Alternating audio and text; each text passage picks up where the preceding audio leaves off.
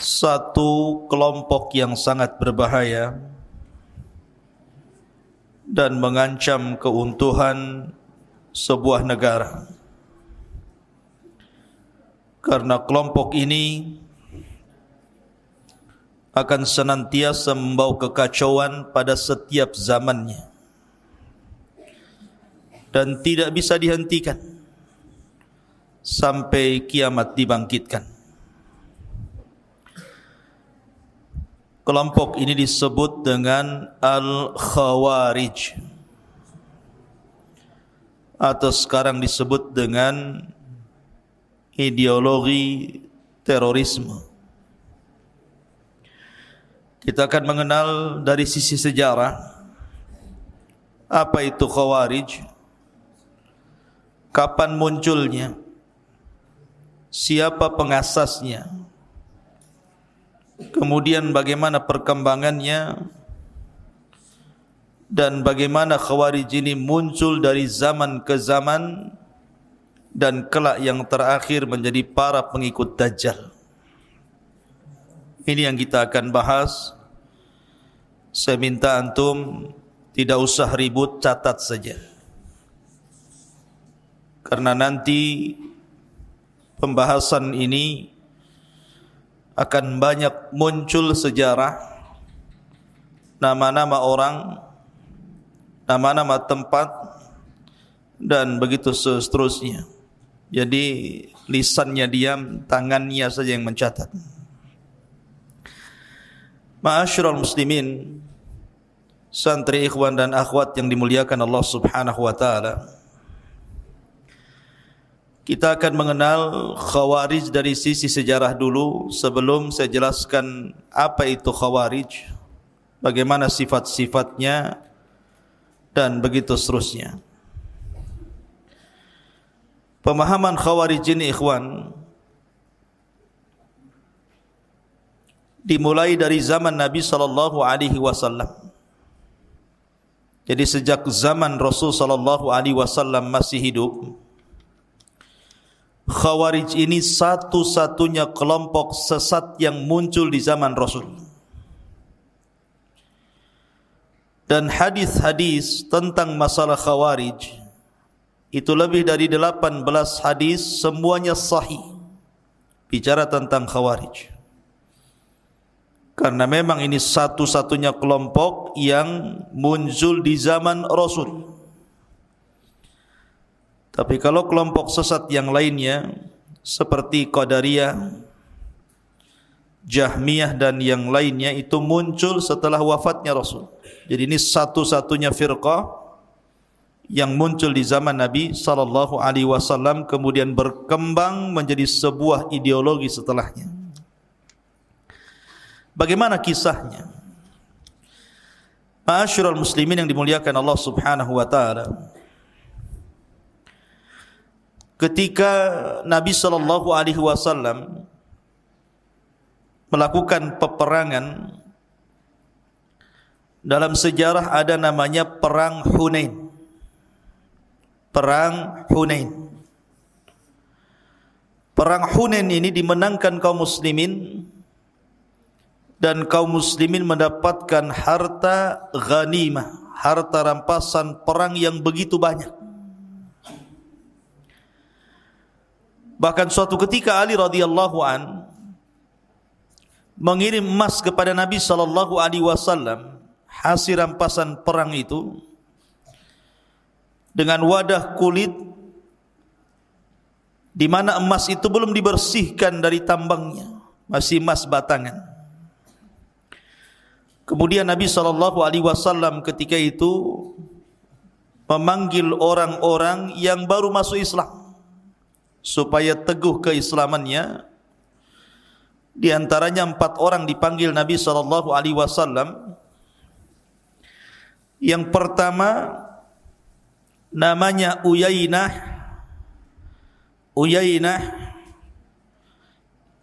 ibn Hisni. Uyainah ibnu Hisni, diberikan emas yang banyak kepada dia. Yang kedua Al-Aqra ibn Habis. juga diberikan emas banyak kepada Al-Aqra ibn Habis ini. Kemudian Zaid Al-Khayli. Zaid Al-Khayli juga mendapatkan emas yang banyak dari Nabi SAW. Kemudian yang keempat namanya Alqamah ibn Thulatha. Alqamah ibn Ulatha. Alqamah ibn Ulatha juga mendapatkan emas yang banyak. Ini permulaan Nabi SAW membagi-bagikan ghanimah kepada orang-orang yang baru masuk Islam, khususnya dari kalangan muhajirin, orang-orang Mekah. Tiba-tiba kemudian datang seorang laki-laki namanya Dzul Khuwaisirah. Seorang laki-laki namanya Dzul Khuwaisirah. Dzul Khuwaisirah ini ikhwatu fiddin yang dimuliakan Allah Subhanahu wa taala adalah cikal bakal Khawarij. Jadi tokohnya dimulai daripada nama Dzul Khuwaisirah. Dzul Khuwaisirah ini namanya Khurqus ibn Zuhair At-Tamimi. Nama Dzul Khuwaisirah itu adalah Khurqus ibn Zuhair At-Tamimi. Karena Dzul Khuwaisirah ini ada dua. Ada Dzul Khuwaisirah Al-Yamani, orang Badui. Di zaman Nabi SAW, tiba-tiba ada orang Badui masuk masjid. Kemudian kencing di pojok masjid. Sahabat marah. Karena masjid ini bukan tempat kencing. Hampir-hampir para sahabat kemudian mencaci maki Dzul Khuwaisirah ini. Tapi Nabi SAW melarang dan mengatakan, da'uhu, tinggalkan dia kencing. Maka sahabat pun pergi. Selesai kencing, Nabi SAW mengatakan dengan membawa satu timba dan mengatakan, ambillah air di sana, kau siramkan tempat kencingmu ini. Kemudian Nabi SAW menasihati bahawa masjid ini tempat solat, tempat zikir dan baca Quran, bukan untuk kencing. Maka kelembutan Nabi SAW menjadikan hati Dzul Khuwaisirah ini lembut. Sampai-sampai dia mengatakan, Allahumma arhamni wa Muhammadan wa la tarham minhum ahada. Ya Allah, rahmati aku dan Muhammad saja, dan jangan kau rahmati mereka-mereka yang melotot kepada aku. Ini Badui namanya Dzul Khuwaisirah. Tapi bukan Dzul Khuwaisirah ini. Dzul Khuwaisirah lain. Namanya Khurqus ibn Zuhair At-Tamimi. Itu Dzul Khuwaisirah, tokohnya Khawarij. Karena ketika Nabi SAW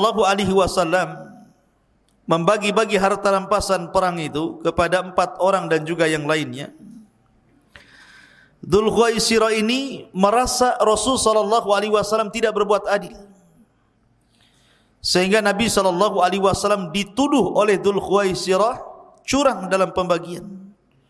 Datanglah Dzul Khuwaisirah ke hadapan Rasul dan mengatakan, i'dil ya Muhammad, adilah engkau wahai Muhammad. Rasul marah, ikhwan. Di dunia ini siapa yang lebih adil dibandingkan Rasul? Makanya Nabi SAW mengatakan, illam a'dil faman ya'dil. Kalau aku tidak adil, siapa lagi yang lebih adil dibandingkan diriku, kata Rasulullah. Maka kemudian orang ini pergi. Setelah pergi kemudian Nabi SAW mengisyaratkan ke pundaknya. Apa katanya? Ya khuruju nasun, akan keluar manusia-manusia min di hadar rajul, dari pundak orang ini. Maksudnya manusia-manusia yang sama sifatnya, di mana yahkiruna salatakum ma'a salatihim wa qira'atakum ma'a qira'atihim wa siyamakum ma'a siyamihim. di mana kalian merasa kecil ibadah kalian, salat kalian dibandingkan salat mereka, baca Quran kalian dibandingkan baca Quran mereka, puasa kalian dibandingkan puasa mereka. Tapi kata Rasul, yaqra'unal Qur'an la yujawizu hanaqirahum. Mereka membaca Quran tidak sampai di tenggorokan mereka. Yamruquna minad din kama yamruqus sahmu minar ramiyah. Mereka melesat dari agama seperti melesat anak panah dari busurnya. Kata Nabi SAW, fa idza laqitumuhum faqtuluhum fa inna fi qatlihim ajrun. Kalau kau dapati mereka, perangi mereka, bantai mereka, karena dalam membantai mereka ada pahala besar di hadapan Allah Azza wa Jalla. Dari sini Nabi SAW mengisyaratkan bahawa akan muncul orang-orang yang memiliki dua sifat. Pertama, mencela agama manusia. Dan yang kedua, talabud dunia, mencari dunia. Karena Dzul Khuwaisirah ini, dia datang kepada Nabi SAW mencela agama Rasul. Adil wahai Muhammad. Ini kan mencela Rasul SAW. Masa agama Rasul dicela? Nabi SAW turun wahyu. Bagaimana kemudian Dzul Khuwaisirah mengatakan, adil wahai Muhammad, ini sama dengan mencela agama. Yang kedua, talabud dunia, mencari dunia. Karena orang-orang Khawarij itu zahirnya saja mereka seolah-olah mengejar akhirat, hakikatnya mereka mengejar dunia. Makanya ada seorang ulama tabi'in namanya Hasan Al-Basri rahimahullahu ta'ala. Dikatakan kepada Hasan Al-Basri, karena ketika itu Hasan Al-Basri mengatakan orang-orang Khawarij itu talabud dunia, mereka itu orang yang mencari dunia. Jadi orang ini mengatakan kepada Hasan Al-Basri, ya Hasan, bagaimana engkau mengatakan orang-orang Khawarij itu mereka mencari dunia? Wa inna lanarahum yakhruju rajulu min ahlihi wa waladihi wa malihi hatta tatakassar rimahu alaihi. Sementara kami melihat dengan kedua mata kami, wahai imam, seorang laki-laki dari Khawarij ini keluar dari rumahnya, meninggalkan anak-anaknya, meninggalkan hartanya, kemudian mereka berperang sampai patah senjata mereka, bahkan sampai mereka mati. Bagaimana mungkin kemudian kita katakan mereka mencari dunia? Maka Hasan Al-Basri hanya mengatakan, saya ingin tanya engkau, apakah ketika orang-orang Khawarij itu memerangi pemimpin-pemimpin kaum muslimin, apakah pemimpin-pemimpin kaum muslimin ini melarang mereka sholat? Maka dia mengatakan tidak. Apakah pemimpin-pemimpin kaum muslimin melarang mereka haji? Tidak. Apakah mereka pemimpin-pemimpin kaum muslimin melarang mereka puasa? Tidak. Apakah mereka juga melarang untuk beribadah? Tidak. Kata Hasan Al-Basri, kalau mereka tidak melarang kalian salat, tidak melarang kalian haji, tidak melarang kalian puasa, tidak melarang kalian ibadah, pintu akhirat di depan kalian, lalu tujuan kalian perang itu apa kalau bukan karena dunia? Ya. Dari sini menunjukkan bahawa Khawarij itu hakikatnya talabud dunia. Mereka hanya ngomong saja, ingin masuk sorga, ingin lekas dikawinkan dengan bidadari sorga. Kata siapa? Omong kosong itu. Ya. Ma'asyiral muslimin yang dimuliakan Allah Subhanahu wa taala. Jadi zaman Nabi SAW muncul seorang laki-laki namanya Dzul Khuwaisirah, namanya Khurqus ibn Zuhair At-Tamimi. Inilah tokoh pertama Khawarij yang muncul sepanjang sejarah di zaman Rasul. Kemudian yang kedua, sabda Nabi SAW menjadi sebuah kenyataan di zaman pemerintah Utsman ibn Affan radhiyallahu anhu. Jadi akan muncul, kata Nabi SAW, laki-laki seperti orang ini, atau manusia-manusia yang muncul seperti orang ini, yang disebut dengan Khawarij itu, kemudian muncul di zaman Utsman ibn Affan radhiyallahu anhu. dan tokohnya ketika itu adalah seorang Yahudi yang pura-pura masuk Islam, namanya Abdullah ibnu Sabah. Catat itu, Abdullah ibnu Sabah al-Yahudi al-Yamani al-Himyari, seorang Yahudi yang pura-pura masuk Islam di zaman Uthman ibn Affan radhiyallahu anhu. Dialah yang kemudian berusaha untuk mengompori kaum muslimin, melakukan pemberontakan kepada Uthman yang berujung dengan terbunuhnya Uthman secara sadis. Bagaimana kisahnya?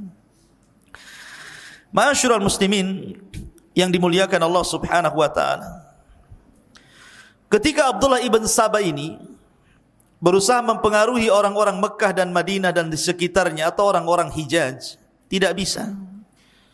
Karena orang-orang Hijaz itu paham siapa Uthman, bagaimana keutamaan Uthman di hadapan Rasul, satu di antara 10 sahabat yang dijanjikan masuk surga. Sehingga akhirnya Abdullah ibn Sabah ini mencari korban anak-anak muda yang bukan sahabat. Pergi ke mana? Pergi ke Mesir. Setelah pergi ke Mesir, pergi ke Kufah. Setelah pergi ke Kufah, pergi ke Irak. Maka dia membuat fitnah di sana tentang Uthman ibn Affan radhiyallahu anhu. Mereka membuat fitnah tentang Uthman dan berhasil. Anak-anak muda Mesir bangkit, anak-anak muda Kufah bangkit, anak-anak muda Irak bangkit, dipimpin oleh Abdullah ibn Sabah, kemudian membuat pemberontakan. Maka dijadwalkanlah orang-orang ini untuk berangkat menuju Mekah, karena ketika itu ibu kota kaum muslimin ada di Madinah. Jadi menuju Madinah di musim haji. Kenapa mereka memilih musim haji? Karena tentara kaum muslimin di Madinah sedang haji ke Mekah, sehingga ibu kota kosong. Maka berangkatlah anak-anak muda ini yang ribuan jumlahnya ini dari berbagai macam daerah kaum muslimin bergerak menuju Madinah. Kemudian mereka mulai membuat riak-riak kekacauan di kota Madinah. Mereka membawa Al-Quran dikalungkan di leher mereka. Ketika sampai di kota Madinah, mereka ditanya, apa tujuan kalian ke kota Madinah? Dengan bangganya mereka memegang mushaf yang ada di leher mereka dan mengatakan, inna hadza, sesungguhnya Al-Quran, sesungguhnya ini Al-Quran, amara bihadza an nadriba bihadza kullaman lam yu'min bihadza. Lihat bahasanya.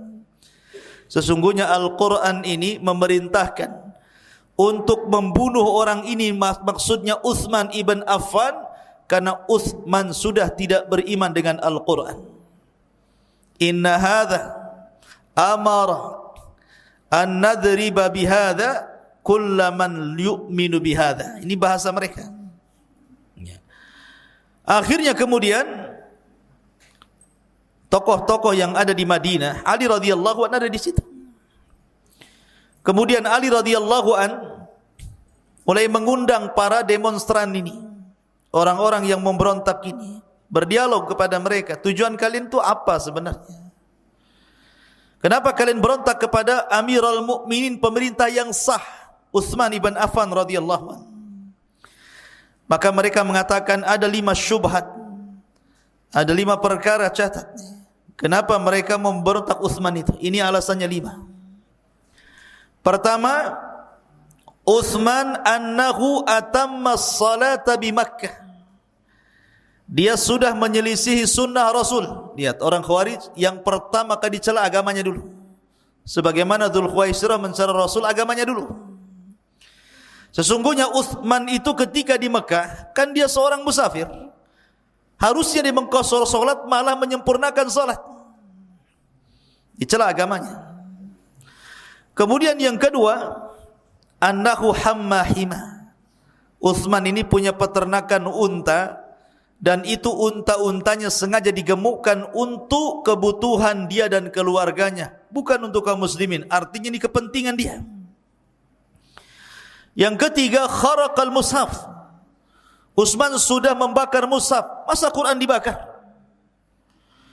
Kemudian yang keempat, walla qarabatahu. Utsman sudah menjadikan kerabat-kerabatnya menjadi para pemimpin daerah, dan ini namanya nepotisme. Kemudian yang kelima, wallas sigar wa tarakal kibar. Utsman lebih memilih sahabat-sahabat junior dibandingkan sahabat-sahabat senior. Kata Ali radhiyallahu an, hanya itu saja? Ya, itu. Baik, saya akan jawab. Kata Ali radhiyallahu an, dia mengatakan, adapun Utsman menyempurnakan solat di Mekah karena memang Utsman punya istri di situ, sehingga Utsman tidak mengqasar karena memang dia punya istri di Mekah. Artinya dia pulang ke istrinya, dia mukim, wajar dia tidak mengqasar solatnya. Adapun Utsman punya peternakan unta, Utsman tidak menggemukkan unta itu untuk kepentingannya, tapi itu unta kaum muslimin. Dari mana kalian dapat kabar bahwa itu unta-untanya Utsman? Kemudian yang ketiga, adapun Utsman membakar mushaf, ini tidak benar. Utsman itu hanya mengumpulkan bacaan-bacaan yang syadzah, qiraatus syadzah, bacaan-bacaan yang diperselisihkan, sehingga Utsman tidak mau ada perselisihan setelahnya, maka bacaan-bacaan yang tertulis dalam mushaf itu dibakar. Dan Utsman hanya menetapkan bacaan yang terakhir yang diajarkan Nabi SAW dan disepakati oleh kaum muslimin. Itu yang ditetapkan sehingga menjadi mushaf Utsmani yang antum baca hari ini. Adapun kemudian Utsman memilih pemimpin-pemimpin di daerah dari kerabat-kerabatnya. Saya tanya kepada kalian, apakah Utsman memilih kerabat-kerabat yang zalim? Apakah Utsman memilih kerabat-kerabat yang zalim? Tidak ada. Semua kerabat-kerabat Utsman seperti Muawiyah bin Abi Sufyan yang ada di Syam atau yang lainnya, mereka orang-orang pilihan, mereka orang-orang adil. Bahkan Nabi SAW pun beliau mengkhususkan orang-orang Quraisy untuk menjadi pemimpinnya, dan tidak diperkenankan orang di luar Quraisy. Apa masalah? Dan yang terakhir, Utsman ketika memilih orang-orang junior dan tidak memilih orang-orang senior, Rasul pun pernah melakukannya. Rasul SAW pernah mengangkat Usamah ibn Zaid. Usamah ibn Zaid yang ketika itu usianya 18 tahun memimpin pasukan, sementara pasukannya ada Abu Bakar, Umar, Utsman, Ali dan sahabat yang lainnya. Sementara Usamah bin Zaid masih muda. Ya. Kemudian juga Ayyas ibn Usaid, juga oleh Nabi SAW ketika usia 20 tahun disuruh memimpin. Artinya Nabi juga mengambil yang kecil padahal ada yang besar. Maka dari sini kemudian para Khawarij itu, anak-anak muda yang memberontak itu, akhirnya mereka pun sadar dan hendak kembali ke Mesir, ke Kufah dan Irak. Masalahnya ketika mereka pulang, rupanya orang-orang Khawarij ini yang dikepalai Abdullah ibn Sabah ini membuat surat kaleng. Cerdasnya Abdullah ibn Sabah itu, dibuat surat kaleng. Surat kaleng ini diatasnamakan Utsman ibn Affan radhiyallahu anhu. Kemudian pura-pura yang membawa surat ini lewat di pasukan anak-anak muda yang sudah hendak pulang ke Mesir, ke Kufah dan Irak. Ditangkap anak muda ini, rupanya ngaku bawa surat dari Utsman yang isinya agar para gubernur yang ada di Mesir, yang ada di Kufah, yang ada di Irak, sesampainya anak-anak muda yang memberontak ini ke tempat-tempat mereka, bunuh mereka. Sementara mereka berada di tengah perjalanan. Kata anak-anak muda ini, kalau kita pulang dibunuh, mati, bagus kita balik lagi ke Madinah. Akhirnya mereka balik lagi ke Madinah. Sampai di Madinah, Utsman mengatakan, bukankah sudah selesai urusan kalian dengan diriku? Apalagi? Tiba-tiba mereka mengatakan, tidak ada surat yang kami dapati dari dirimu, bahwa engkau menulis seperti ini, bahkan ada tambahan lagi, engkau juga mengirim surat ke Syam kepada Muawiyah agar mendatangkan pasukan besar kemudian membantai kami. Dari sini kemudian marahlah anak-anak muda ini. Dari sini akhirnya terjadi pengepungan rumah Utsman selama 40 hari. Utsman tidak bisa keluar. Sahabat tidak ada sedang haji. Orang-orang di Madinah ketakutan luar biasa, karena ini jumlahnya bukan jumlah sedikit, ribuan. Maka selama 40 hari Utsman tidak bisa keluar. Jangan lagi ke pasar, ke Masjid Nabawi yang ia luaskan masjid itu, tidak bisa keluar. Betul-betul diboikot Utsman itu. Tidak ada makanan minuman yang masuk. Ma'asyiral muslimin yang dimuliakan Allah Subhanahu wa taala, sampai pada waktunya ketika kemudian Utsman ibn Affan radhiyallahu an, ketika itu sudah dikepung, rupanya datang tokoh-tokoh mereka yang kemudian menjadi para pembunuh Utsman belakangan, dan itu yang dikenal 3 orang. Pertama, Kinanah ibn Bishr. Kinanah ibn Bishr. Yang kedua, Sudan ibn Imran. Sudan ibn Imran. Dan yang ketiga, Amr ibn Hamik. Amr ibn Hamik. Kinanah ibn Bishr, Sudan ibn Imran, dan Amr ibn Hamik. Ma'asyiral muslimin yang dimuliakan Allah Azza wa Jalla, di hari ketika Utsman ibn Affan radhiyallahu an dikepung oleh pasukan Khawarij ini, ikhwan. Ketika itu Utsman ibn Affan radhiyallahu an berusaha berceramah kepada mereka. Kata Utsman ibn Affan radhiyallahu an, afikum Ali, afikum Talha, afikum Sa'd bin Abi Waqqas, afikum Zubair ibn As. Bukankah di hadapan kalian ada Ali, ada Talha, ada Sa'd ibn Abi Waqqas, ada Zubair ibn Awam? Maka mereka mengatakan, ya. Ya, betul. Kata Utsman, katakan kepada mereka, kepada Ali, kepada Talha, kepada Sa'd bin Abi Waqqas, kepada Zubair ibn atau Zubair bin Awam, pasti mereka tahu Nabi SAW pernah bersabda tentang diriku, man ishtara bi'ra rumah falahul jannah. Barang siapa yang membeli sumur rumah, maka bagi dia surga. Kata Utsman, ana ashtaraituha, aku yang membeli sumur itu. Dan Nabi SAW mengatakan, man jahaja jaisyal usra falahul jannah. Barang siapa yang menyiapkan tentara kesulitan dalam Tabuk, maka dia dapat surga. Kata Utsman, aku yang mempersiapkan perbekalan pasukan itu. Seolah-olah Utsman ingin mengatakan, aku sudah mendapatkan rekomendasi dari Nabi SAW bahwa aku termasuk penduduk surga. Apa kalian tidak percaya, gitu maksudnya? Masih juga kalian akan membunuhku. Ikhwan, ketika itu banyak para sahabat Nabi SAW menawarkan untuk membela Utsman. Salah satunya Hasan, Husain, kemudian Abu Hurairah radhiyallahu an, kemudian Abdullah ibn Umar, Abdullah ibn Abbas, dan sahabat yang lainnya datang kepada Utsman menawarkan dirinya. Tapi Utsman mengatakan, pergi kalian, jangan ikut campur dengan urusanku di sini. Kenapa? Karena Utsman bermimpi masalahnya. Dalam mimpinya dia berjumpa dengan Nabi SAW. Kemudian Nabi SAW berwasiat, karena ketika itu Utsman kan sedang berpuasa tuh. Dan Nabi mengajak berbuka sore itu. Artinya bahwa kalau Utsman hari itu meninggal, maka dia akan menemui Nabi SAW.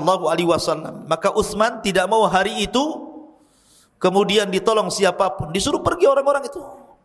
Ya. Makanya ketika kemudian yang paling celaka di antara mereka adalah Kinanah ibn Bishr ini membakar pintu Utsman, pintu rumah Utsman dibakar itu. Maka anak-anak muda masuk ke dalam. Anak-anak muda itu masuk ke dalam. Maka Kinanah ibn Bishr ini mencekik Uthman dari belakang. Kemudian datang Sudan ibn Imran menusuk pedang dari dada sampai tembus ke punggung. Bayangkan Uthman sedang berpuasa dan sedang membaca Quran. Sedang membaca Al-Quran.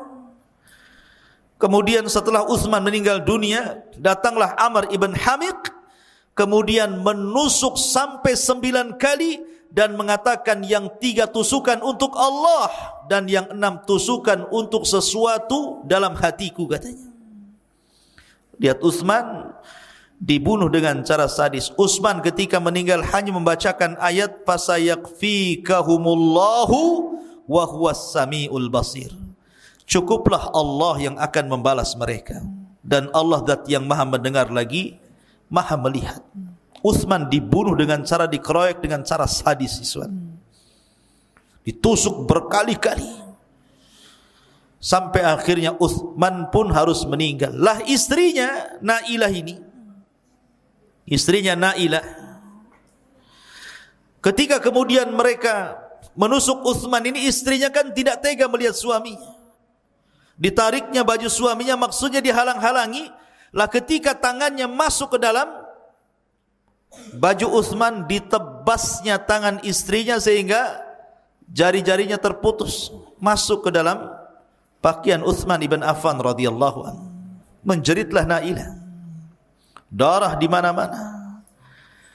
Tetapi mereka memang orang-orang yang biadab, ikhwan. Orang Khawarij ini orang biadab.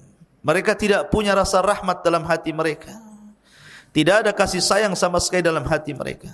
Melihat darah, melihat Amirul Mukminin dibunuh sedemikian rupa pun, mereka hanya mengatakan kepada Uthman, inna ata'na sadatana wa kubara'ana fa'adalluna sabila. Kami taat kepada pembesar-pembesar kami, tapi justru mereka yang menyesatkan kami, katanya. Kurang ajar ucapan itu. Ma'asyiral muslimin yang dimuliakan Allah Azza wa Jalla, kabar terbunuhnya Uthman ini akhirnya sampai ke mana-mana. Sampai ke Mekah, kedengar Aisyah radhiyallahu anha. Sampai ke Syam, terdengar oleh Muawiyah bin Abi Sufyan yang masih merupakan kerabatnya. Sampai di telinga para sahabat, geram semuanya, ikhwan. Bagaimana tidak? Ini bukan persoalan kecil, persoalan darah masalahnya, ya. Ma'asyiral muslimin yang dimuliakan Allah Azza wa Jalla, akhirnya Muawiyah berjanji untuk menghabisi orang-orang Khawarij ambakrati abi, sampai ke akar-akarnya. Karena tentara ketika itu semua berporos di Syam. Tentara kaum muslimin yang paling kuat itu sudah di Syam. Sudah jumlahnya banyak, tentaranya kuat-kuat, dipimpin oleh Muawiyah bin Abi Sufyan. Bergerak mereka ke Madinah, mencari siapa dalang pembunuh Uthman. Sementara orang-orang Khawarij mereka memainkan politiknya. Setelah terbunuhnya Uthman ibn Affan radhiyallahu anhu, mereka kerusak-krusuk gitu kan, untuk mencari pengganti siapa yang layak menjadi khalifah setelahnya. Akhirnya kemudian mereka pun mengikuti orang-orang yang mendukung Ali, pura-pura dukung Ali. Maka Ali kemudian sah menjadi Amirul Mukminin sebagai pengganti daripada Uthman ibn Affan. Masalahnya pihak Muawiyah tidak mau baiat. Karena Muawiyah ini sama-sama dari Bani Umayyah dengan Uthman ibn Affan. Muawiyah mengatakan, kami akan baiat kepada anda wahai Ali, tetapi tolong tangkepin dulu seluruh orang-orang yang terlibat dalam pembunuhan Uthman, baru kami baiat. Kalau tidak, kami selamanya tidak akan baiat. Akhirnya kata Ali radhiyallahu an, mana mungkin kami memberantas orang-orang yang membunuh Uthman sementara di belakang mereka kabilah-kabilah besar. Harusnya kau baiat dulu untukku wahai Muawiyah, baru kita utuhkan kekuatan kaum muslimin, baru kita tangkap siapa para pembunuh Uthman, kita adili. Tapi Muawiyah tidak mau, kekeh dengan ijtihadnya, sebagaimana Ali juga berdiri di atas ijtihadnya. Akhirnya kemudian berseberanganlah antara Ali dan Muawiyah bin Abi Sufyan, antara kubu Madinah dengan kubu Syam. Lah karena tidak ada kecocokan antara Ali dan kubu Syam, Akhirnya Ali pun ingin memindahkan ibu kota dari Madinah ke Kufah. Dipindahlah ibu kota dari Madinah ke Kufah supaya Ali bisa memantau orang-orang Syam. Setelah pindah kemudian ibu kota dari kota Madinah ke Kufah, siapa yang nyangka takdir Allah Subhanahu wa taala, rupanya terjadi perang antara pasukan Ali radhiyallahu an dan pasukan Muawiyah ibn Abi Sufyan yang dikenal perang itu sebagai perang Siffin. Perang apa? Perang Siffin. Perang antara Ali radhiyallahu an dan Muawiyah ibn Abi Sufyan. Di sini banyak para sahabat meninggal dunia. Tapi di sini pula kemudian kebenaran nampak. Artinya bahwa Ali radhiyallahu an di atas kebenaran dan yang salah Muawiyah. Dari mana tahunya? Dari terbunuhnya Ammar ibn Yasir. Ada sahabat namanya Ammar ibn Yasir yang orang tuanya dibunuh Abu Jahal secara sadis. Yasir dan Sumayyah. Kemudian Ammar ini ketika hijrah dari Mekah ke Madinah membuat Masjid Nabawi. Ammar ini kan kuat orangnya. Kalau kerja bakti itu bawa banyak batu kemudian diangkat untuk membuat Masjid Nabawi. Karena takjubnya Nabi SAW memuji Ammar.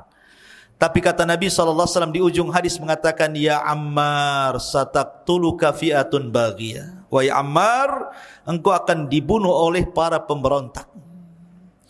Rupanya ketika pecah perang itu antara kubu Ali dan Muawiyah bin Abi Sufyan, rupanya Ammar meninggal dunia dan Ammar berada di posisi Ali radhiyallahu anhu. Jadi sabda Nabi SAW yang mengatakan, wahai Ammar, engkau akan dibunuh oleh para pemberontak, maksudnya fi'atun baghiyah. Fi'ah yang memberontak adalah pihaknya Muawiyah karena tidak baiat kepada Ali. Ya. Makanya Ali radhiyallahu anhu ketika ditanya tentang mauqif Muawiyah, kata Ali, hum ikhwanuna baghau alaina. Mereka masih saudara kita, tapi mereka melampaui batas kepada kita. Bughat, ya. Ma'asyiral muslimin, ikhwatu fiddin dimuliakan Allah azza wa jalla. Akhirnya karena Muawiyah tidak mau, maka Ali radhiyallahu an juga tidak bisa mengalahkan tentara Muawiyah karena sama-sama kuatnya. Akhirnya terjadilah apa yang disebut dengan tahkim. Tahkim itu bahasa kita gencatan senjata. Gencatan senjata. Melakukan perdamaian dengan mengutus sahabat mulia Amr bin As radhiyallahu an dan juga Abu Musa al-Ash'ari radhiyallahu an. Jadi satu kubu mengutus Abu Musa al-Ash'ari, kubu lain mengutus Amr ibn As. Lah Amr bin As dengan Abu Musa al-Ash'ari inilah yang kemudian berdamai, menuangkan bulir-bulir kesepakatan. Ketika kedua orang ini berjumpa, kemudian berdiskusi, kemudian sepakat berdamai, kemudian dibuat bulir-bulir kesepakatan 1, 2, 3 dan seterusnya untuk tidak terjadi peperangan, maka dua pasukan ini akhirnya sama-sama mundur. Pasukan Muawiyah mundur, pasukan Ali pun kembali ke Kufah. Setelah dua orang ini berdamai. Ketika pasukan Ali ini berangkat ke Kufah, ikhwan, rupanya 6.000 pasukan Ali tidak setuju. Kenapa Ali tidak melanjutkan peperangan? Kok gara-gara mengutus utusan berdamai, tiba-tiba selesai perang kita balik ke Kufah, katanya. Kami tidak terima. Keluarlah 6.000 pasukan Ali, ada yang mengatakan 8.000, ada yang mengatakan 10.000, pokoknya banyak keluar dari tentara Ali, pasukan Ali. Kemudian mereka menyempil di sebuah tempat di Kufah namanya Harura. Ya. Jadi pasukan yang menyempil dari pasukan Ali ini kemudian keluar sebanyak 6.000 atau 8.000, kemudian mereka menyempil di sebuah desa yang disebut dalam sejarah namanya Harura, sebuah tempat kecil di Kufah. Mereka tidak setuju dengan Ali radhiyallahu anhu. Ya. Maka Ali radhiyallahu an ketika itu ikhwan merasa kasihan dengan mereka. Apa salah saya sehingga mereka harus keluar? Rupanya mereka punya alasan. Ali dah enggak benar katanya.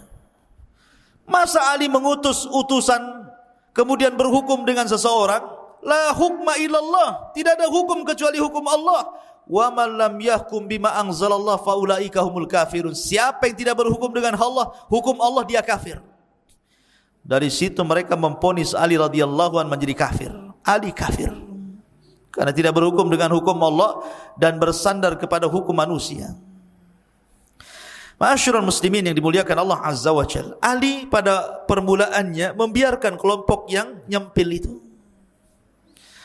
Bahkan Ali radhiyallahu an kemudian berusaha untuk mendakwai mereka, tetapi juga tidak ada hasilnya. Sampai suatu ketika Abdullah ibn Abbas radhiyallahu anhu turjumanul Quran ini datang kepada Ali di waktu zuhur dan mengatakan, ya Ali, utus aku untuk mendebat orang-orang Khawarij itu. Orang-orang itu biar saya yang debat. Kata Ali, jangan, orang-orang itu bisa membunuh. Kata Abdullah ibn Abbas radhiyallahu anhu, tidak masalah, ana rajulun hayyin, saya ini orangnya nyantai wahai Ali. Kalau aku dakwai mereka terima, alhamdulillah. Tidak terima, ya sudah, saya balik. Kata Ali, ya sudah kalau itu kehendakmu. Maka Abdullah ibn Abbas radhiyallahu anhu pulang pakai baju yang sangat bagus, pakai harum-haruman, disisir rambutnya, ganteng, kemudian keluar dari rumah menuju Harura. Sampai di Harura, Ibnu Abbas mengatakan, assalamualaikum.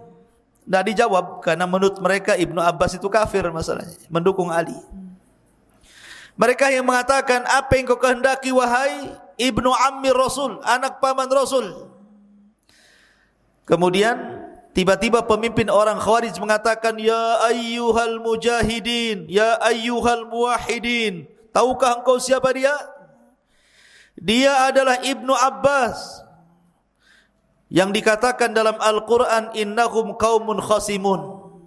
Dia dan kabilahnya Quraisy adalah tukang debat. Jangan dilayan katanya. Sudah takut duluan. Kata Abdullah ibn Abbas radhiyallahu anhu, tidak, aku ini diutus oleh sahabat Rasul, Muhajirin dan Ansar. Kenapa kalian bisa keluar dari tentara Ali? Apa masalah kalian? Maka mereka mengatakan, tiga wahai Ibnu Abbas, kenapa kami sampai keluar dari tentara Ali? Satu katanya, kenapa Ali berhukum dengan hukum manusia? Kenapa tidak berhukum dengan kitabullah? Kenapa dia mengutus orang untuk berdamai? Ya. Kalau seandainya kita diajak perang oleh Ali radhiyallahu an, sementara Muawiyah itu dianggap kafir, harusnya kita perang habis-habisan melawan orang kafir. Kita ambil harta rampasan perangnya. Kalau seandainya kemudian Ali menganggap Muawiyah masih muslim, kenapa pula kita kaum muslimin berperang dengan orang muslim? Tiba-tiba berdamai seperti ini, kami tidak mau. Lalu yang kedua, kita perang bukan hanya di Siffin, tetapi ada juga perang Jamal. Perang Jamal itu perang kedua setelah Siffin. Sebabnya gara-gara Aisyah radhiyallahu anha menunggang unta, mau mendamaikan, dikiranya mau nyerang, perang akhirnya. Sehingga perang itu disebut Jamal. Jamal itu unta yang dinaiki Aisyah radhiyallahu anha itu. Kalau seandainya memang ini melawan orang kafir, harusnya kalau seandainya kita mendapatkan wanita-wanita tawanan mereka, maka mereka pantas jadi budak, hartanya pantas jadi ghanimah. Ini kami dilarang, tidak boleh mengambil hartanya, tidak boleh menawan wanita-wanitanya. Ini perang apa ini? Lalu yang ketiga apa? Yang ketiga, ketika berdamai, Ali tidak mau disebut Amirul Mukminin. Lah, kalau dia tidak mau disebut Amirul Mukminin, berarti Amirul Kafirin kalau begitu. Kalau dia bukan pemimpin kaum muslimin, berarti pemimpin orang kafir. Sebab inilah maka kami keluar memberontak kepada Ali. Baik, kata Abdullah bin Abbas radhiyallahu anhu, saya akan jawab dengan Al-Quran dan Sunnah Rasul. Kalau ku jawab, maukah kalian kembali? Mereka mengatakan ya. Kata Abdullah ibn Abbas radhiyallahu anhuma, yang pertama, kenapa Ali mengutus orang? Saya tanya kalian, lebih ringan mana, urusan darah? Apakah urusan rumah tangga? Ya jelas lebih ringan urusan rumah tangga dibandingkan urusan darah. Dalam urusan rumah tangga Nabi SAW mengatakan, Allah mengatakan, fab'atsu hakaman min ahlihi wa hakaman min ahliha. Utuslah dari keluarga perempuan siapa kira-kira yang akan berdamai, dan utuslah dari keluarga laki-laki siapa yang akan berdamai. Ini urusan ringan, kenapa kemudian saling utus-utusan? Ini urusan berat, urusan darah, apa salahnya? Ini bisa menyelamatkan darah kaum muslimin. Sementara ini hanya menyelamatkan satu keluarga, ini menyelamatkan negara. Yang kedua, relakah kalian kalau kalian seandainya Ummul Mukmin Aisyah, karena ketika itu Aisyah dari kubu Muawiyah, bukan dari Ali. Kalau seandainya Aisyah yang membela Utsman itu kalian tangkap, kemudian kalian jadikan budak, rela kalian menjadikan budak istri Rasul? Gila kalian. Bagaimana mungkin istri Nabi SAW akan jadi budak kalian?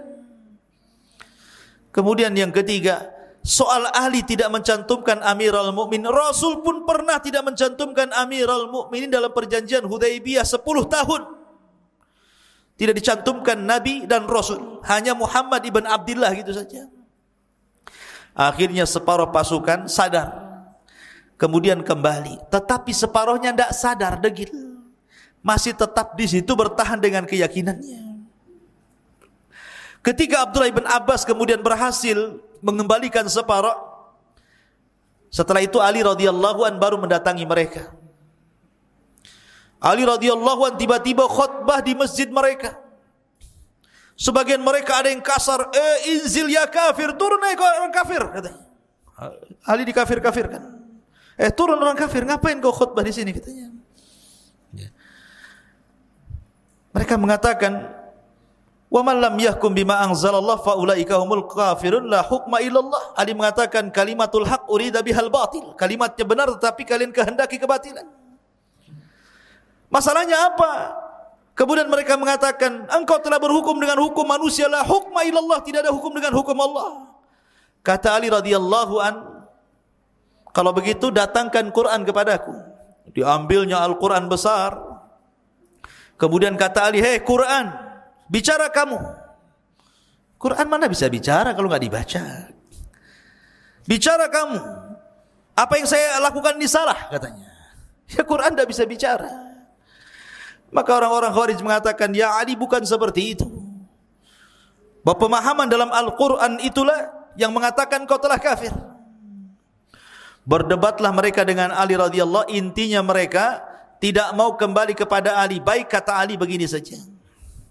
Saya tidak akan melarang kalian untuk sholat di masjid-masjid kaum muslimin. Saya tidak akan menyerang kalian selama kalian tidak menyerang kami. Dan kalian tetap mendapatkan bagian fai, harta ghanimah. Maksudnya harta rampasan tanpa ada peperangan. Maka Ali meninggalkan mereka dan mereka tetap di Harura. Ali berjanji tidak akan memerangi mereka kecuali mereka sudah memerangi, artinya sudah menghalalkan darah kaum muslimin. Sampai pada waktunya, ikhwan, ada seorang sahabat Rasul namanya Abdullah ibnu Khabab ibnu Arad. Abdullah ibnu Khabab ibnu Arad. Abdullah ibn Khabab ibn Arad ini orang kepercayaan Ali. Dia putra daripada Khabbab bin Arad, sahabat Nabi SAW.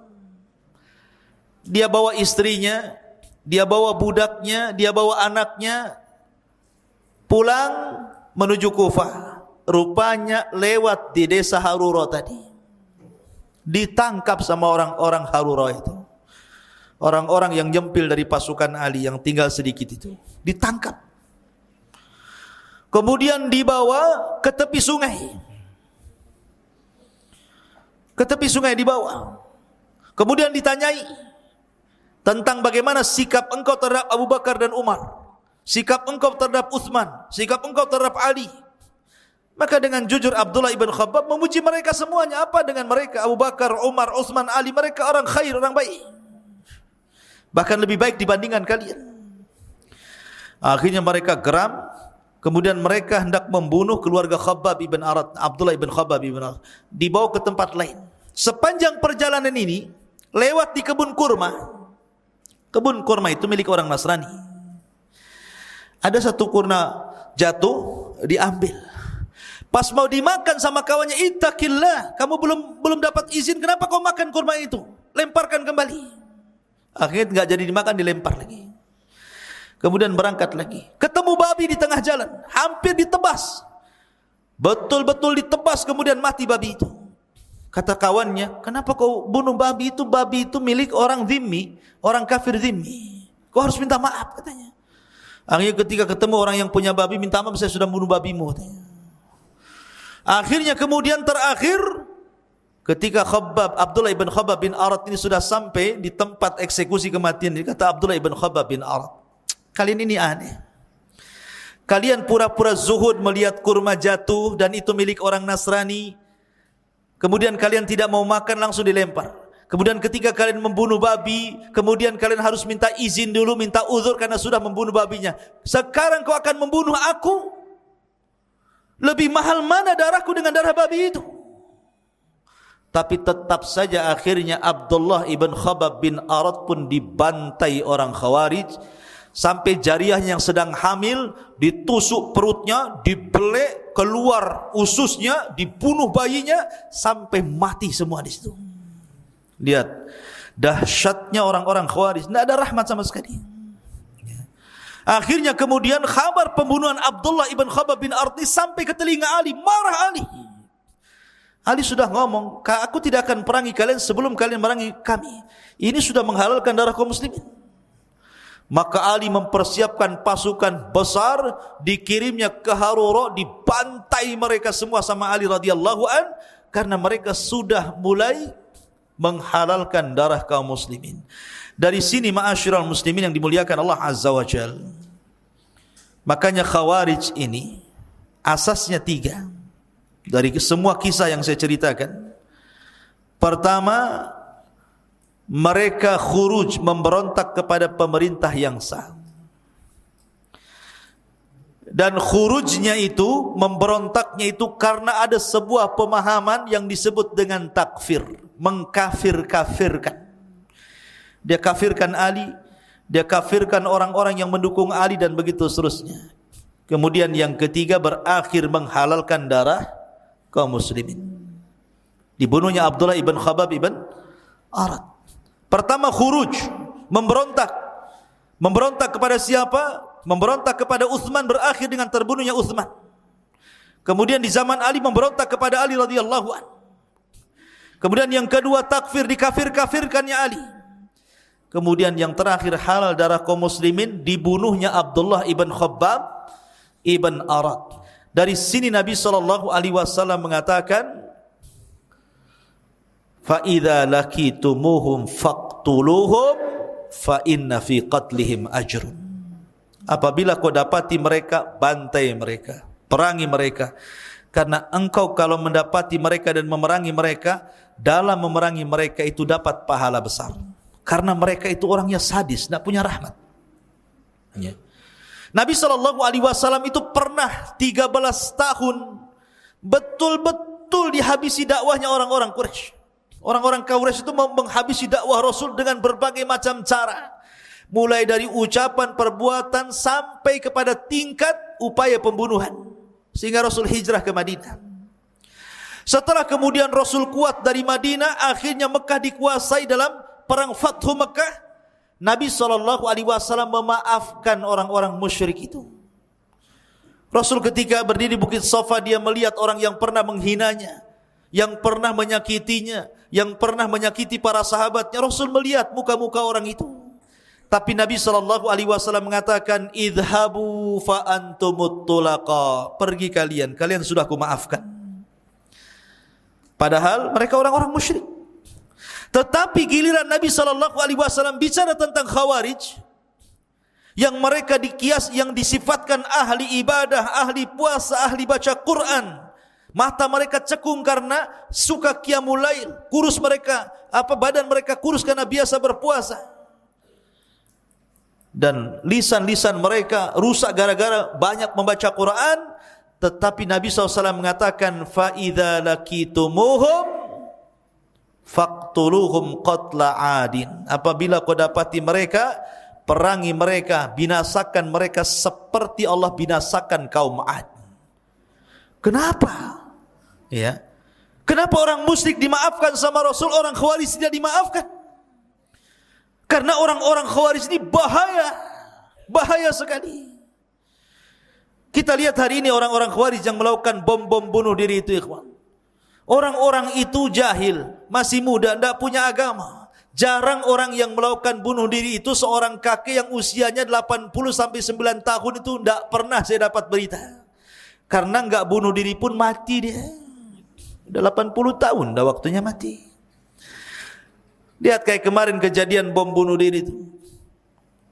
Datang ke Mabes, kantor lagi ke Mabes gitu kan. Perempuan 25 tahun, ngacung-ngacungkan senjata, ya didor sama polisi. Ya. Tapi lihat usianya 25 tahun, 35 tahun, 30, masih muda. Hati-hati antum ini. Ya. Jangan suka kemudian belajar tanpa guru, karena biasanya orang-orang yang terkena paham ini, gurunya itu kalau ndak mbah Google, mbah YouTube biasanya. Ya, jadi mereka berselancar di Google, ketemu web, ketemu ini, dibaca, terpengaruh, daftar, bom bunuh diri. Luar biasa. Ya. Ma'asyiral muslimin yang dimuliakan, kita kembali.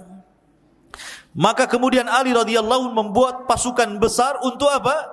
Menghabisi orang-orang Khawarij yang sudah membunuh Abdullah ibn Khubab ibn Arat ini. Di mana? Di sebuah tempat yang disebut dengan Nahrawan. Maka perangnya disebut perang Nahrawan. Ya, perang Nahrawan. Perang antara kubu Ali radhiyallahu an dan kubunya Khawarij. Semua dibantai di Nahrawan. Tetapi ikhwatu fillah dimuliakan Allah Azza wa Jalla, bukan berhenti sampai di sini saja. Orang Khawarij di zaman Ali itu di mana-mana masalahnya. Bukan berarti selesai Ali memerangi orang Khawarij di Nahrawan kemudian dibantai semua di Nahrawan, tiba-tiba kemudian tidak ada Khawarij. Tidak. Orang Khawarij itu bukan di Nahrawan saja, tersebar di mana-mana di zaman Ali itu. Sehingga kemudian setelah tragedi Nahrawan ini ada perang-perang kecil. Ada tentara Khawarij yang dipimpin oleh namanya Asras ibn Auf. Asras ibn Auf membawa 200 pasukan di daerah Anbar. Maka Ali radhiyallahu an kemudian mengutus Abras radhiyallahu an untuk memerangi Asras ibn Auf ini, dibantai habis. Rupanya ada juga orang Khawarij itu dipimpin oleh Hilal ibn Ulaffah. Hilal ibn Ulaffah membawa 200 pasukan lagi. Maka Ali radhiyallahu an mengutus Ma'qil ibn Qais kemudian membantai mereka. Kemudian ada lagi pasukan kecil Khawarij dipimpin oleh Al-Ashhab ibn Bishr. Ashhab ibn Bishr membawa 180 pasukan. Maka Ali radhiyallahu an mengutus Kharijah ibn Qidamah kemudian membantai mereka. Begitu Khawarij itu tidak banyak. Teroris-teroris itu tidak banyak mereka. 1, 2, tapi buat kacau. Ya. Di zaman Ali itu tidak banyak, paling berapa ratus. Taruh ribuan. Sampai akhirnya ada namanya Abu Maryam. Abu Maryam membawa 400 pasukan. Ini orang gila ini Abu Maryam ini. Dia dijuluki Syuja, orang paling pemberani zaman itu. Abu Maryam Khawarij ini pemberani. Kenapa saya katakan pemberani? Membawa 400 pasukan menyerang ibu kota. Bayangkan, ibu kota. Semua tentara ada di ibu kota, diserangnya ibu kota. Ini di depan mereka ribuan orang tentara Ali. Dia cuma membawa 400 pasukan. Saking beraninya itu Abu Maryam Khawarij itu. Maka Ali radhiyallahu an kemudian mengutus Shuraih ibn Hani. Shuraih ibn Hani kemudian membantai mereka, tidak tersisa kecuali 50 orang. Mereka menyerah tobat, kemudian diobati. Rupanya sudah diobati, kumat lagi penyakitnya, berontak lagi. Begitulah orang Khawarij. Makanya Rasul mengatakan di dalam hadis Nabi SAW tentang Khawarij ini sampai-sampai dikatakan oleh Abdullah ibn Sirin, Muhammad ibn Sirin radhiyallahu an, ketika beliau memahami hadis ini, yakhruju nasun min kibalil masyriq yaqra'una al-Qur'ana la yujawizu tarakihim yamrukuna minad din kama yamrukus sahmu minar ramiyah thumma la ya'uduna fihi hatta ya'uda sahmu ila fuqihi. Lihat bahayanya Khawarij, ikhwan. Kata Rasul, akan muncul manusia dari arah timur. Mereka membaca Quran tidak sampai di tenggorokan mereka. Mereka melesat dari agama seperti melesatnya anak panah dari busurnya. Kemudian mereka tidak akan kembali ke dalam Islam sampai anak panah yang sudah disesatkan kembali lagi ke busurnya. Kata Muhammad ibn Sirin, lihat hadis ini, akhirnya lebih buruk dibandingkan awalnya. Awalnya mengatakan seperti melesat anak panah dari busurnya. Maksudnya mereka keluar dari agama seperti melesat anak panah dari busurnya. Ini awal hadisnya. Akhir hadisnya, kemudian mereka tidak kembali seperti anak panah yang sudah melesat tidak mungkin kembali ke busurnya. Begitu susah taubatnya orang Khawarij itu. Sampai yang 50 orang ini, pasukan Abu Maryam ini sudah diberantas Ali. Akhirnya menyerah yang 50 orang, kemudian bertobat di hadapan kaum muslimin. Rupanya di zaman Umar bin Abdul Aziz buat ulah lagi, berontak lagi kepada Umar bin Abdul Aziz, dibantai Umar bin Abdul Aziz. Lihat Khawarij ini, penyakit bahaya ideologi ini kalau sudah nempel susah dicuci itu otaknya itu. Makanya jangan sampai anak-anak muda seperti antum-antum ini masuk, karena kalau sudah masuk susah keluar itu masalahnya. Ya. Kata Muhammad ibn Sirin, lihat akhir hadis lebih bahaya dibandingkan awalnya. Ma'asyiral muslimin yang dimuliakan Allah Azza wa Jalla. Sampai akhirnya ketika Ali sudah hampir memberantas banyak orang Khawarij, banyaklah keluarga-keluarga Khawarij itu banyak yang sakit hati kepada Ali. Akhirnya mereka bersiasat lain. Kalau perang face to face, hadap-hadapan, kayaknya kita tidak mungkin menang. Akhirnya berkumpullah 3 orang di Mekah. Yang pertama Abdurrahman ibn Mulzam. Abdurrahman ibn Mulzam. Yang kedua Amr ibn Bukair. Amr ibn Bukair. Yang ketiga Buraq ibn Abdullah At-Tamimi. Buraq ibn Abdullah At-Tamimi. 3 orang ini duduk-duduk di haram. Abdurrahman ibn Mulzam, Amr ibn Bukair dan Buraq ibn Abdullah At-Tamimi kumpul di Mekah, di haram. Rapat bertiga. Rapatnya untuk membunuh 3 manusia yang menurut, saya ulangi bahwa Abdurrahman ibn Mulzam akhirnya dikirim ke mana? Ke Kufah untuk membunuh Ali. Sesampainya di Kufah, persis ketika mendekati waktu subuh, Ali radhiyallahu an ketika itu hendak melaksanakan sholat subuh. Namanya orang enggak akan perasan akan dibunuh, ikhwan. Tidak mungkin bawa pasukan, bawa pedang. Namanya orang mau sholat. Maka dihadang oleh Abdurrahman ibn Mulzam. Abdurrahman ibn Mulzam ini hafidul Quran, jangan salah. Dia hafal Quran. Bahkan suaranya terbaik ketika membaca Al-Quran. Tapi salah memahami Al-Quran, dibunuhnya Ali radhiyallahu an di tangan dia. Ali radhiyallahu an dibunuh di tangan Abdurrahman ibn Mulzam. Kemudian Amr ibn Bukair mengendap-endap mencari Amr bin As kapan keluar salat subuh. Rupanya Amr bin As sakit perut, akhirnya digantikan oleh wakilnya. Disangka Amr bin As dibunuh wakilnya, salah orang. Kemudian Buraq ibn Abdullah At-Tamimi diutus ke Syam mengintai Muawiyah. Muawiyah ini orangnya tinggi, dan Muawiyah sempat melawan sehingga tertusuk perutnya, tapi tidak mati. Tetapi dengan sebab itu akhirnya dia tidak punya anak setelah memiliki Yazid ibn Muawiyah. Karena dokter mengatakan kau tidak akan punya anak lagi gara-gara tusukan itu. Jadi yang di sini yang meninggal siapa? Ali. Di tangan Abdurrahman ibn Mulzam, seorang khawarij. Auzubillah. Ya. Masyarul muslimin yang dimuliakan Allah Azza wa Jalla. Akhirnya kemudian setelah berhasil membunuh Ali radhiyallahu an, maka Ali pun meninggal. Kemudian kekuasaan jatuh ke tangan Hasan ibnu Ali, sampai akhirnya Hasan memberikan kekuasaannya kepada Muawiyah bin Abi Sufyan, dan dialah raja pertama dalam Islam. Rupanya orang Khawarij masih juga merongrong Bani Umayyah, terus dirongrong, ada saja yang merongrong kekuasaan. Rupanya Khawarij ini akan terus berjalan dari daulah ke daulah, dari kerajaan ke kerajaan Islam sampai hari ini. Persis yang disabdakan Nabi sallallahu alaihi wasallam. Apa sabda Nabi sallallahu alaihi wasallam? Yansha'u nash'un yaqra'una al-Qur'an la yujawiju taraqihim kullama kharaja qarnun khuti'.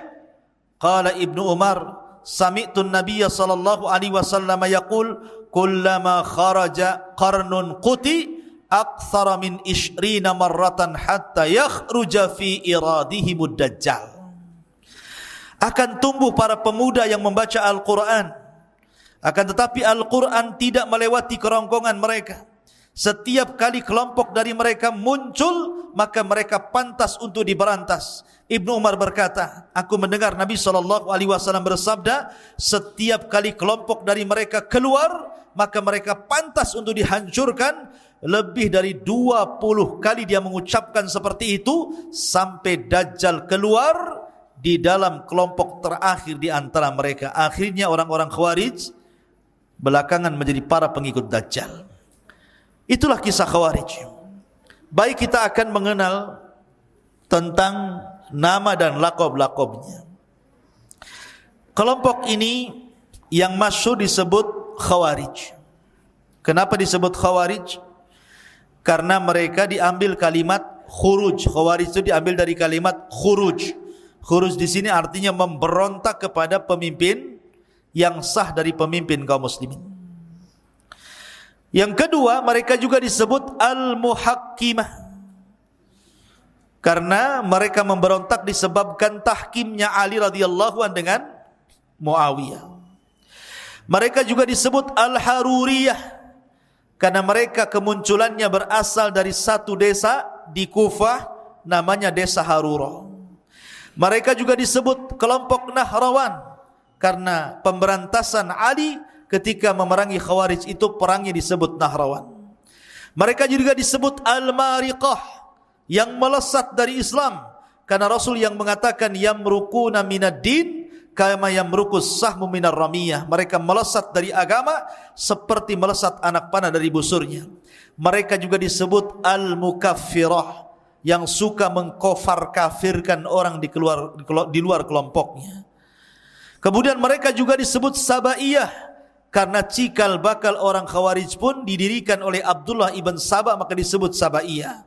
Mereka juga disebut nasibah, karena mereka sangat mencela keluarga Nabi SAW, termasuk Ali radhiyallahu an. Itu nama-nama Khawarij. Intinya mereka Khawarij. Lalu sifat-sifatnya seperti apa? Sifat-sifat Khawarij itu. Yang pertama, sifat Khawarij itu mereka mengkafirkan manusia karena dosa besar. Siapapun yang melakukan dosa besar, kafir. Minum khamar, kafir. Berzina, kafir.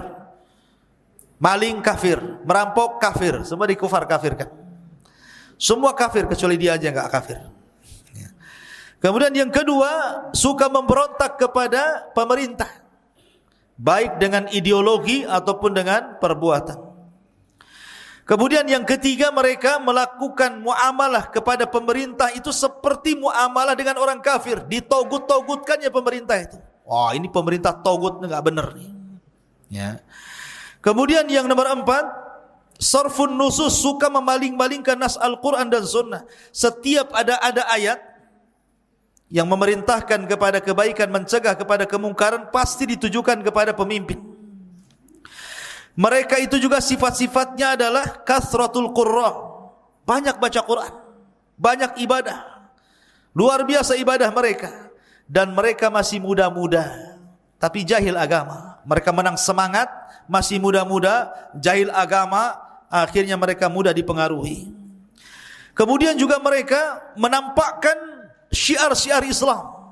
Ya, kadang-kadang mereka pakai baju-baju yang syar'i, pakai cadar, celana cingkrang gitu ya. Tetapi itu bukan tanda-tanda teroris. Ya. Itu bukan tanda-tanda teroris, karena itu sunnah Nabi SAW. Mereka hanya ria saja ingin menampakkan bahwa mereka di atas Islam. Ya. Karena terorisme ini ideologi.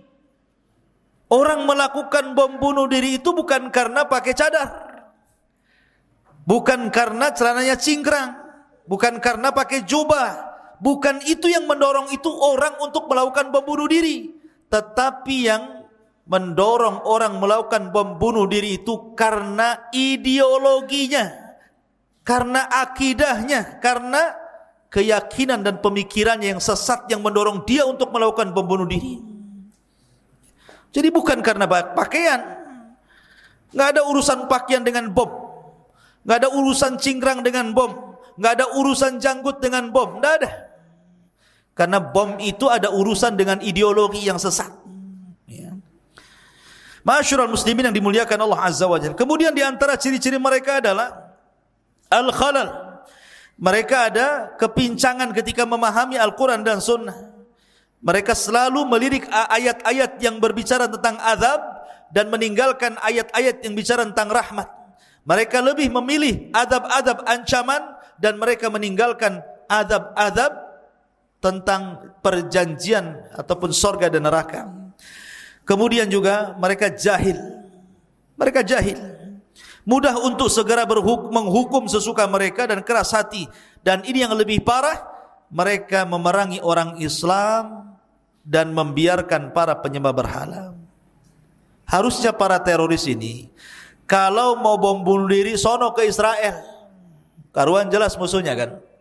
Ngapain pula kemudian bom bunuh diri trotoar? Ya, apa yang mau dibom? Kalau mereka itu mau membunuh sana, membunuh orang-orang kafir yang jelas memerangi kita di Israel sana, yang menembaki orang-orang Palestina gitu ya. Kenapa? Karena juga tidak dalam Islam itu tidak semua orang kafir harus diperangi. Ada orang kafir yang wajib dilindungi seperti kafir dhimmi, kafir bertetangga dengan kita, dia non muslim, wajib dilindungi. Kafir musta'man, kafir-kafir yang dari luar ingin ke Indonesia, ingin jalan-jalan, lindungi. Ataupun kafir mu'ahad, kafir yang ada perjanjian, negara kafir bekerjasama dengan negara Islam, lindungi. Kecuali kalau dia sudah angkat parang, angkat pedang, angkat pisau, mau nusuk, lain ceritanya. Tak mungkin ditusuk antum diam saja. Ya, pasti dia melawan kan gitu ya. Kalau mereka sudah mengangkat senjata, baru kita angkat senjata, itu namanya kafir harbi. Itu yang diperangi. Ya. Ma'asyiral muslimin, yang kemudian mereka juga ghulu, ekstrim terhadap agama. Dan mereka juga tidak suka dengan para ulama. Sejak dulu Khawarij itu tidak ada sahabat Rasul, tidak ada ulama di balik mereka, tidak ada fuqaha di balik mereka. Mereka hanya kumpulan anak muda yang semangat tapi sesat, akhirnya kemudian melakukan aksi-aksi yang tidak terpuji dalam Islam. Makanya Syekhul Islam Ibnu Taimiyah mengatakan la lil islami nasaru wala lil kuffari kasaru. Perbuatan mereka itu tidak menolong umat Islam, ya juga tidak menghancurkan orang kafir. Islam tidak tertolong dengan perbuatan mereka, justru Islam semakin buruk. Dan mereka juga tidak menghancurkan orang kafir, tetap saja orang kafir kuat. Bahkan terkadang ada orang-orang kafir menjadikan isu teroris masuk ke negara-negara Islam, cari teroris, ngomongnya rupanya cari minyak di negara itu. Isunya teroris, padahal yang dicari minyak. Dia bantai dihancurkannya negara-negara kaum muslimin, dijadikan isu nasional. Oleh karena itulah maka ikhwatu fiddin yang dimuliakan Allah Azza wa Jalla, Khawarij ini bahaya. Ingat, saya nasihatkan, kenapa saya lebih nasihat malam ini khusus bicara Khawarij, ikhwan. Karena sasaran orang Khawarij itu usia-usia kayak antum ini. Bukan orang-orang yang sudah tua, kayak antum ini, apalagi di zaman sekarang ini, zaman Globalisasi, yang dekat menjadi dekat sekali, yang jauh juga menjadi dekat gara-gara handphone, Facebook, YouTube, macam-macam, sehingga informasi mudah diserap. Maka kalau kita tidak dibekali pemahaman ini, dikhawatirkan antum pulang main YouTube, main handphone, akhirnya masuk ke web mereka, pulang bukan ke Jabal Uhud, naruh bom pula dalam perut, ya kan? Kita tidak tahu. Makanya ini pemahaman ini akan terus berjalan. Maka antum yang sudah ngaji malam ini, kasih tahu keluarganya. Kalau ada 3 ciri, antum punya tetangga nih cirinya. 1, ngajak memberontak pemerintah. Yuk kita turunkan pemerintah ini. Udah nggak beres pemerintah ini, banyak korupsi. Pemerintah zalim, pemerintah tagut, harus kita ganti. Allahu Akbar umpamanya. Nah, itu udah nggak beres tuh. Ya. Jangan mau, kalau sudah mau ngajak-ngajak berontak, 1. Yang kedua, kalau sudah mengkafir kafirkan pemerintah.